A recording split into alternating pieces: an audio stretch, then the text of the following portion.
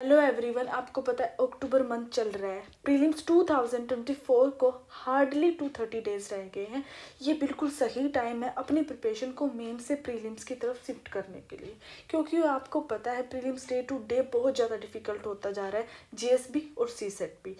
तो अगर अब नहीं स्टार्ट करोगे तो मे बी लेट हो सकते हो। तो बहुत सारे लोग हैं जैसे कि जो बिगिनर्स हैं, या फिर कुछ लोग ऐसे हैं जो मल्टीपल बार प्रीलिम्स देते हैं, लैक ऑफ गाइडेंस है, बहुत सारी चीज़ें कहीं ना कहीं कमी रह जाती है, तो प्रीलिम्स क्लियर नहीं हो पाता है। तो मैं अपने एक्सपीरियंस से पूरी कोशिश करूँगी कि जो प्रिपेयर मतलब किस तरीके से हम अप्रोच करें प्रीलिम्स को, उसको सिंप्लीफाइड कर सकूँ आपके लिए, ताकि वो चीज़ कहीं ना कहीं आपको हेल्प कर सके।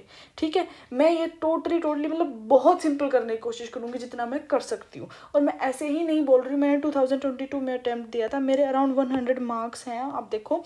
ठीक है, और ये मतलब काफ़ी ऊपर है कट ऑफ से, 87 थी आई थिंक उस टाइम कट ऑफ, तो काफ़ी ऊपर है। बहुत सारी चीज़ें मेरे लिए वर्क करी हैं, तो मैं वो चीज़ आपको बताने की कोशिश करूँगी। शायद आपके लिए अगर 1% भी किसी के लिए वर्क करगी तो मेरे लिए वो चीज़ काफ़ी हो जाएगी, है ना, तो ठीक है, सबसे स्टार्ट करते हैं। सबसे पहली बात तो आपको ना बुक फाइनल करनी है कि भाई जब तक 2024 का प्रीलिम्स नहीं आएगा, 26 मई नहीं आएंगी, मैं अपनी बुक को शिफ्ट नहीं करूँगी, है ना। बुक्स मैंने वहीं रखनी है बिल्कुल, है ना। तो सबसे पहले तो आपने ना अपनी बुक लिस्ट फाइनल करनी है। और ठीक है, कोई ज़रूरी नहीं कि ये टॉपर ने बताया, ये उसने बताया, वही बुक रखनी। आप कोई भी सिंपल बेसिक बुक रख लो, है ना। बुक लिस्ट फाइनल कर लो, और ये बिल्कुल सही टाइम है अपनी बुक लिस्ट फाइनल करने का। अब मल्टीपल बुक्स नहीं पढ़नी है आपने, उन्हीं बुक्स पे स्टिक करना है एट दी लास्ट तक। ठीक है, बुक लिस्ट फिर मैं अपनी भी बताऊंगी लास्ट में मैंने कौन कौन सी बुक फाइनल मतलब पढ़ी थी, मैं कौन सी बुक मेरे को सही लगी, सब चीज़ें बताऊंगी मैं। ठीक है, उसके बाद आपका टाइम आ जाता है, अब यहाँ पर अपना स्केड्यूल फिक्स कर लो।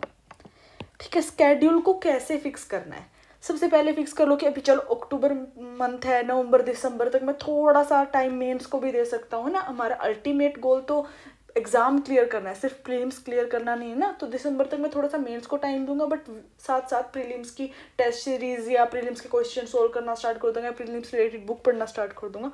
वो स्केड्यूल आप फिक्स कर लो, है ना, कि 2-3 महीने ये करना है, बट जनवरी से तो आपको फिर टोटली प्रीलिम्स में शिफ्ट की तरफ चले जाना, प्रीलिम्स से रिलेटेड ही पढ़ना है ना। तो उस तरीके से अपना आप स्केड्यूल बना लो, है ना। वो चीज़ें मैं अपना सब कुछ आपको लास्ट में बताऊंगी, है ना। फिर उसके बाद टेस्ट सीरीज, बहुत सारी टेस्ट सीरीज देने की कोई ज़रूरत नहीं है कि ये टेस्ट सीरीज भी दे लूँ, ये टेस्ट सीरीज भी दे लूँ, जी नहीं। मैक्सिमम 2 टेस्ट सीरीज पर स्टिक कर जाओ, कि ये टेस्ट सीरीज और ये टेस्ट सीरीज। उन टेस्ट सीरीज के जो कोशिश करो कि जितने भी मतलब एक टेस्ट सीरीज में अराउंड 30 to 35 टेस्ट होते हैं, यानी मैं 2 टेस्ट सीरीज की बात करूँ तो अराउंड आपके 60 to 80 टेस्ट हो जाएंगे, है ना। तो इतने टेस्ट बिल्कुल इनफ है आपकी प्रिपरेशन के लिए। और वो दोनों टेस्ट सीरीज आपको पता है सब्जेक्ट वाइज भी आएंगे, पहले हिस्ट्री की आएगी, पॉलिटी, हर चीज़ की कवर कराती चली जाएगी, आपका टोटली सारा कवर हो जाएगा। अगर आप मल्टीपल टेस्ट सीरीज की तरफ भागोगे ना, तो आपके में भी बहुत सारे टॉपिक छूट सकते हैं, तो ये चीज़ स्टिक कर लो। उसके बाद आपको पी वाई क्यू अभी से पढ़ना स्टार्ट कर दो, एटलीस्ट पिछले 20 से 25 साल के लिए, जो आपको एक आइडिया देंगे यूपीएससी के सिलेबस के बारे में, यूपीएससी में किस तरीके से क्वेश्चन आते हैं और क्या क्या टॉपिक इंपॉर्टेंट है। हर सब्जेक्ट में कुछ ना कुछ टॉपिक इंपॉर्टेंट है जो आपको बिल्कुल मिस नहीं करने, उनके पीवाईक्यू मिस नहीं करने, इवन पीवाईक्यू रिपीट होते हैं। फिर उसके बाद आती है बात आपके करंट की, न्यूज़पेपर की। ठीक है, ये चीज़ बहुत ज़्यादा इंपॉर्टेंट है। प्रीलिम्स का आई थिंक 60 to 75% ऑफ जो पार्ट है वो करंट से रिलेटेड ही आता है। उसी का मैं अपने न्यूज़पेपर जो सीरीज है मेरी, जो न्यूज़पेपर मैं सुबह मॉर्निंग में डालती हूँ, वही चीज़ आपको सिखाने की कोशिश करती हूँ कि न्यूज़पेपर से कैसे प्रीलिम्स और मेंस को लिंक करके पढ़ना है, कैसे चीज़ें वहाँ से इंपॉर्टेंट निकल के आ जाती हैं। ठीक है, फिर उसके बाद ये चीज़ें आपने फिक्स कर लेनी अभी इसी टाइम। ठीक है, मतलब अक्टूबर मंथ में ही ये चीज़ें आपने सारा स्केड्यूल अपना तैयार कर लेना है। अब उसके बाद अगर मैं बात करूँ अपनी बुक लिस्ट की जो मैंने फॉलो की है, तो मैं स्टार्ट करती हूँ मान लो हिस्ट्री सब्जेक्ट से। हिस्ट्री में मैंने क्या किया था पर्सनली, आपको पता है एंशिएंट एंड मेडिवल उतनी ज़्यादा नहीं पूछते हैं। देखो टाइम सबके पास कम होता है, बहुत ज़्यादा पढ़ना कि मैं 16-16 घंटे पढ़ लूँ नहीं फिजिबल है। आप 8 से 10 घंटे फिक्स करके चलो, ठीक है, कि 8 घंटे, अभी 8 घंटे भी पढ़ोगे ना, देखो कंसिस्टेंसी चाहिए, 8 घंटे डेली पढ़ लो, है ना, एटलीस्ट महीने में 20-25 दिन पढ़ो, है ना। तो मान लो मैं तो एंशिएंट मेडिवल को इतना टाइम नहीं दिया जा सकता था, तो मैंने क्या करा था पर्सनली। और देखो अगर कोई बुक पढ़ रहे हो ना तो उसकी रिवीजन भी बहुत इंपॉर्टेंट है। ये नहीं कि अगर एक बार मैंने एंशिएंट मेडिवल की बुक पढ़ ली तो हो गया एग्जाम तक, नहीं जी। आपको अगर वो एक बार आपने कोई बुक उठाई उसका एटलीस्ट 3-4 बार रिवीजन दो, अगर किसी के लिए 6-7 भी जाती है, डिपेंड करता है सबके IQ लेवल पर, है ना। तो मैंने क्या किया था हिस्ट्री के लिए, जो एंशिएंट हिस्ट्री है और मेडिवल हिस्ट्री है, जो पुरानी वाली NCERT है, दोनों के मैंने फर्स्ट गो में ही अपना नोट्स बना लिए थे, है ना। नोट्स बना लिए मेरे अराउंड एंशिएंट के 3 से 4 पेज के नोट्स हैं और मेडिवल के भी यही 5 से 6, मतलब अराउंड दोनों के 10-12 पेज के मेरे नोट्स हैं। मैंने उन नोट्स को बना लिया था फर्स्ट गो में अराउंड अक्टूबर-नवंबर के टाइम, ताकि प्रीलिम्स में फिर टाइम नहीं मिलेगा इन सब चीज़ों के लिए, तो उनको मैं रिवाइज कर सकूँ। इंपॉर्टेंट इतना ही होता है एंशिएंट मेडिवल में। ये मैंने किया था एंशिएंट और मेडिवल के लिए। इवन आर्ट एंड कल्चर के लिए भी मैंने यही किया था। जो नितिन सिंघानिया, इतनी बड़ी बुक प्रीलिम से आप 5 दिन पहले नहीं पढ़ोगे, नहीं पढ़ पाओगे, और नहीं पढ़ोगे तो भूल जाओगे एग्जाम में, तो पढ़ने का कोई फायदा नहीं। तो मैंने उसके भी अराउंड 10 पेज के नोट्स हैं मेरे नितिन सिंघानिया के, और जो आर्ट एंड कल्चर की NCERT है, तो मैंने वो चीज़ें मैंने बना ली थी, ठीक है। तो यहाँ से मेरी ये 2 चीज़ें बहुत सिंप्लीफाइड हो गई थी। फिर उसके बाद जो मॉडर्न के लिए है, मॉडर्न के लिए मैंने सिर्फ एक चीज़ पर रिलाई किया था, वो थी स्पेक्ट्रम, ठीक है। और मैं कैसे पढ़ती थी स्पेक्ट्रम को, फर्स्ट गो में पेंसिल से हाईलाइट कर दी, सेकंड गो में डिफरेंट कलर से हाईलाइट कर दी, थर्ड गो में डिफरेंट, तो मुझे आइडिया रहे कि कौन कौन चीज़ें कितनी ज़्यादा इंपॉर्टेंट, ताकि बिल्कुल प्रीलिम से एक दिन पहले जो रिवीजन करनी है उसमें स्पेक्ट्रम तो पूरी नहीं पढ़ पाओगे, बट अपना हाईलाइटेड पार्ट आप बिल्कुल पढ़ पाओगे। तो मैंने सिर्फ स्पेक्ट्रम पर रिलाई किया मॉडर्न हिस्ट्री के लिए। उसके बाद करूँ मैं बात पॉलिटी की। पॉलिटी के लिए अगेन मैंने सिर्फ रिलाई किया लक्ष्मीकांत पर, बट सेम टेक्निक मैंने फॉलो की लक्ष्मीकांत के लिए भी, बहुत सारे हाइलाइट्स, ठीक, अलग अलग कलर के हाइलाइट्स, ताकि लास्ट तक मुझे पता रहे क्या क्या इंपॉर्टेंट। और अगर बहुत कुछ आपको, देखो कुछ चीज़ ऐसे होते हैं जो मल्टीपल बार आप भूलने की वो रहते हैं, जैसे इसमें पॉलिटी में सबसे ज़्यादा आर्टिकल्स होते हैं, कुछ ना कुछ इंपॉर्टेंट केसेस होते हैं, उनको 1 या 2, इससे ज़्यादा पेजेस नहीं आपने वो करने, उनके नोट्स बना सकते हो। देखो चीज़ वही पढ़ो या नोट्स उतने ही बनाओ जिसकी आप रिवीजन कर सको, अदरवाइज मत बनाओ, वो यूज़फुल नहीं होगे। लास्ट में आप ये सोचोगे कि क्या क्या करूँ, ठीक है, तो वो नहीं हो पाएगा। फिर उसके बाद मैं बात करूँ जियोग्राफी की, ठीक है। जियोग्राफी की मैंने जो 4 NCERT, 11th की 2 और 12th की 2, सिर्फ मैंने वो पढ़ी, उसके अलावा मैंने कुछ नहीं पढ़ा, सिर्फ वो 4 NCERT मैंने पढ़ी, ठीक है, उनको ही हाईलाइट किया, उनको ही पढ़ा, वही चीज़ें मैंने सेम रिपीट करी। और फिर प्लस में जो मैप्स के लिए जो मैप की बुक आती है ऑक्सफोर्ड की, ठीक है, उससे मैंने सारे मैप को अच्छे से करा। और प्लस में जो भी मेरी हैबिट थी ना, जैसे न्यूज़पेपर में बहुत अच्छे से पढ़ती थी, तो जो भी करंट में मैप आया है ना, उसके नोट्स बनाना या फिर उसको मैप में हाईलाइट करना, वो चीज़ें मैं साथ में करती थी, ताकि मेरे को हमेशा पता रहे कि करंट में क्या चल रहा है और मैं डायरेक्टली वहाँ पर क्लिक कर पाऊँ, ठीक है। जियोग्राफी के बाद मैं बात करूँगी एनवायरनमेंट की। एनवायरनमेंट की वही बेसिक बुक जो शंकर IAS की आती है, मैंने उसको ही पढ़ा है, शंकर IAS को, ठीक है। उसके साथ कुछ ना कुछ ऐसे टॉपिक थे जो मुझे शंकर IAS में मिस लगे, तो मैंने जो PMF की वो आती है ना, एक PDF ले ली थी मैंने, उसमें से जो पेज मुझे आई थिंक 15-20 पेज मुझे अलग से इंपॉर्टेंट लगे थे, जो शंकर IAS में मिस थे, मैंने उसके प्रिंट आउट निकाल के शंकर IAS में भी रखा था। तो मतलब मेन बात है कि अपने सोर्सेज को फैलाना नहीं है। अगर तुम कहीं से कुछ चीज़ उठाना चाह रहे हो तो ना उसको उठा के अपने एक सोर्स में कंपाइल कर लो। अगर मुझे अलग बुक से कुछ इंपॉर्टेंट लगता है ना, तो जो मेरी बेसिक बुक है मैं उसी का प्रिंट आउट निकाल के उसी में कंपाइल कर लेती हूँ, ताकि लास्ट में कन्फ्यूज़न ना क्रिएट हो, कुछ छूटे ना। ये छोटी छोटी चीज़ें आपका प्रिपरेशन में बहुत हेल्प करती है। उसके बाद मैं बात करूँ इकोनॉमी की। इकोनॉमी के लिए मैंने क्या किया था, मैंने सच बताऊं, मैंने इकोनॉमी के लिए कोई बुक नहीं पढ़ी थी। इकोनॉमी के लिए मैंने जैसे जो इम्पोर्टेंट टॉपिक थे, ठीक है, उसके नोट्स बना लिए थे। आई थिंक वही 5-6 पेज पे मैंने जो इंपॉर्टेंट डेफिनेशन होती है, रेपो रेट कैसे इंक्रीज डिक्रीज, वो सब की मैंने बिल्कुल एक शॉर्ट में डेफिनेशन बना ली थी। और उन सब चीज़ों को मैं ट्राई करती थी जो करंट न्यूज़ है उससे रिलेट करने की, और वहाँ से मेरी इकोनॉमी प्रिपेयर हो गई थी, है ना, ठीक है। उसके बाद क्या बचता है, हिस्ट्री हो गया, पॉलिटी, ज्योग्राफी, एनवायरनमेंट, यही बेसिक सब्जेक्ट है ना, इन सब का मैंने ऐसा करा था। उसके बाद मैंने क्या करा था, करंट के लिए मैंने पढ़ी थी विजन की मैगजीन्स। विज़न की मैगजीन्स पढ़ी थी और मैंने इनकी 3 to 4 रीडिंग दी थी। आई थिंक मंथली पढ़ी थी, हाँ मंथली पढ़ी थी मैंने, और इनकी मैंने 3 to 4 रीडिंग दी थी। वही मैंने फॉर्मूला अप्लाई किया था अपना मल्टीपल हाईलाइट का, ताकि मैं लास्ट में जो 12 मैंने जनवरी से स्टार्ट करी थी तो बहुत सारी मैगजीन हो गई थी, तो उनको मैं लास्ट में रिवाइज कर पाऊँ। और इवन मैंने क्या किया था, जैसे मैंने मंथली पढ़ी थी तो मैंने जो पॉलिटी के सेक्शन है 12 की 12 मैगजीन के, उनको कंबाइन कर दिया ताकि मैं फिर उनको अपने स्टैटिक के साथ अच्छे से रिवाइज कर पाऊँ।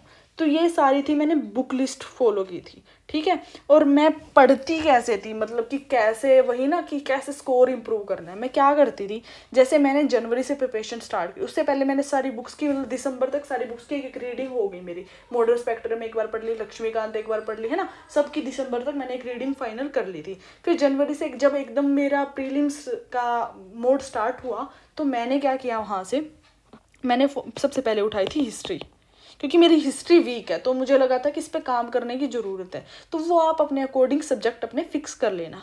तो मैंने सबसे पहले उठाई थी हिस्ट्री। मैंने क्या किया, पहले एंशिएंट मेडिवल उठाई, उनको अच्छे से, जो मैंने नोट्स बनाए थे उनको अच्छे से रिवाइज करा। 2 टेस्ट जो मैं बता रही हूँ, 2 टेस्ट सीरीज है ना, उन दोनों के एक टेस्ट, जो एंशिएंट के टेस्ट है दोनों में, जो उनको उठाए वो टेस्ट दिए। फिर कुछ ऐसी चीज़ें थी जो टेस्ट में मुझे मिली जो मेरे नोट्स में नहीं थी, मैंने उन चीज़ों को वहाँ पे ऐड ऑन किया एंड देन उसको फाइनल करके रख दिया, ठीक है। फिर अगर मान लो मेरा किसी सब्जेक्ट में स्कोर कम रहता था टेस्ट में, तो मैं उस सब्जेक्ट को दोबारा मतलब रिफिल करने की या रिफाइन करने की कोशिश करती थी, फर्दर और टेस्ट देती थी, ताकि एक मिनिमम स्कोर तक मैं पहुंच पाऊँ। जिस सब्जेक्ट का स्कोर मेरा 110 तक पहुंच जाता था, मैं उस सब्जेक्ट को साइड कर देती थी कि ये फाइनल हो गया। इस तरीके को ना आपको ट्रैक करनी पड़ेगी, अपनी पोजीशन को ट्रैक करोगे ना तभी आपको आइडिया रहेगा कि आपका क्या फाइनलाइज हो रहा है क्या नहीं। फिर ऐसे मैंने हिस्ट्री को, अपनी स्पेक्ट्रम को, मॉडर्न हिस्ट्री को फाइनलाइज किया। मॉडर्न के आई थिंक 4 टेस्ट दिए, ठीक है। और फिर उसमें जैसे ही 110 मेरा स्कोर रीच हुआ, मैंने मॉडर्न को साइड हटा दिया। फिर मैं पॉलिटी की तरफ मूव हुई। फिर सिमिलरली मैंने टेस्ट दिए, रिवाइज करा। हर टेस्ट से पहले रिवाइज करती थी, एक सब्जेक्ट को अकॉर्डिंगली आप टाइम दो। जैसे हिस्ट्री को मैंने आई थिंक 20 दिन दिए थे, पॉलिटी को मैंने 15 दिन दिए थे। उस चीज़ को आप टाइमलाइन रखो कि इस टाइम तक मुझे इतना स्कोर अचीव करना है। तो ऐसे 1 by 1 मैंने अप्रैल तक, यानी 3 महीने में मैंने सारे सब्जेक्ट कवर कर लिए। और सारे सब्जेक्ट के जो सब्जेक्ट वाइज टेस्ट होते हैं वो मैंने सारे लगा लिए थे अप्रैल तक, है ना। फिर अप्रैल के बाद मैंने क्या किया, जो हमारे करंट है उसको भी साथ में साथ कहीं ना कहीं पढ़ रही थी मैं, 1-2 घंटा दिन का देके। फिर मैंने करंट के ऐसे ही टेस्ट लगाए, 2-4 टेस्ट लगाए, और मेरा करंट का भी मैंने ऐसे ही स्कोर अचीव करने की कोशिश करी। करंट में उतना स्कोर नहीं बना पाते हो आप, क्योंकि करंट का कोई मतलब लिमिट नहीं है ना करंट की। तो अगर 80 तक पहुंच रहे हो आप, तो मतलब आप सही ट्रैक पर चल रहे हो, आप कर लोगे, है ना। तो ये चीज़ें आपको थोड़ा सा आइडिया रखना चाहिए। फिर मैं क्या करती थी, अपने स्कोर को बहुत अच्छे से ट्रैक करती थी। मैं लिखती थी कि मेरे कितने क्वेश्चन गलत हुए हैं, कितने मेरे सही गए हैं, कितना मेरी एक्यूरेसी रही है, और किस चीज़ में ज़्यादा गलत हो रहे हैं, जो मैं गेस कर रही हूँ उसमें ज़्यादा गलत हो रहे हैं, या मेरी जो मुझे लगता है मेरे एकदम बिल्कुल सही है, या मेरी रिवीजन में प्रॉब्लम है। अगर मुझे रिवीजन में प्रॉब्लम लगती थी तो मैं रिवीजन पे फोकस करती थी, अगर मुझे अपने गेस वर्क में प्रॉब्लम लगती थी तो मैं गेस वर्क पे फोकस करती थी। ऐसे आपको एनालाइज करना पड़ेगा कि मैं, जैसे कुछ सब्जेक्ट में मेरा गैस बिल्कुल काम नहीं करता था, जैसे हिस्ट्री में मेरा कभी गैस वर्क काम नहीं करा, तो मैंने फाइनल पेपर में भी हिस्ट्री में गैस लगाया ही नहीं। साइंस में मुझे लगता था कि शायद कहीं ना कहीं मेरा गैस वर्क काम कर रहा है, तो मैंने साइंस में गैस लगाए फाइनल पेपर में भी, और वो कहीं ना कहीं मेरे लिए वर्क किए। साइंस में मेरा एक भी क्वेश्चन गलत नहीं हुआ प्रीलिम्स में ना। तो ये चीज़ें आपको कहाँ से पता लगी, जब आप अपने जो टेस्ट सीरीज है, जो आप टेस्ट दे रहे हो, उनको एनालाइज करोगे, उन पे को ट्रैक करोगे अपनी पोजीशन को, है ना। तो ये सारा काम मैंने किया, ठीक है। फिर अप्रैल में मैंने फुल लेंथ टेस्ट दिए, उनमें स्कोर इम्प्रूव करने की कोशिश करी। और जैसे ही मई आया ना, मई में मैंने अपनी टेस्ट लगाने बंद कर दिए थे बिल्कुल, है ना। मतलब हफ्ते में 5 दिन में एक टेस्ट लगा लेती थी पोजीशन को ट्रैक करने के लिए। मैं शिफ्ट हो गई टोटली PYQ पे। मैं डेली फिर टेस्ट की जगह 100 PYQ लगा रही थी, ताकि मेरी जो थिंकिंग स्किल्स है वो PYQ के अकॉर्डिंग, UPSC के अकॉर्डिंग, ना कि टेस्ट सीरीज के अकॉर्डिंग काम करे, PYQ के अकॉर्डिंग काम कराना मैंने स्टार्ट कर दिया। तो मैं डेली के PYQ को डेली 100 PYQ लगाती थी कि वो एज ए टेस्ट सीरीज, और उसमें अपना स्कोर एनालाइज करती थी। PYQ में आपका स्कोर वैसे भी ऊपर जाता है, क्योंकि आपने कहीं ना कहीं उनको पढ़ा होता है, तो आपका कॉन्फिडेंस भी बूस्ट करते हैं PYQ। और रिविजन करा और PYQ करी, एंड फाइनली मेरा प्रीलिम्स बहुत, मुझे मतलब पेपर दे के पता था कि प्रीलिम्स क्लियर होने वाला है। तो आप मेंस की प्रिपरेशन आराम से कर सकते हो, जब तक रिजल्ट नहीं आता हो 20-25 दिन आपके खराब नहीं होते। तो ये चीज़ें मैंने फॉलो करी थी, है ना।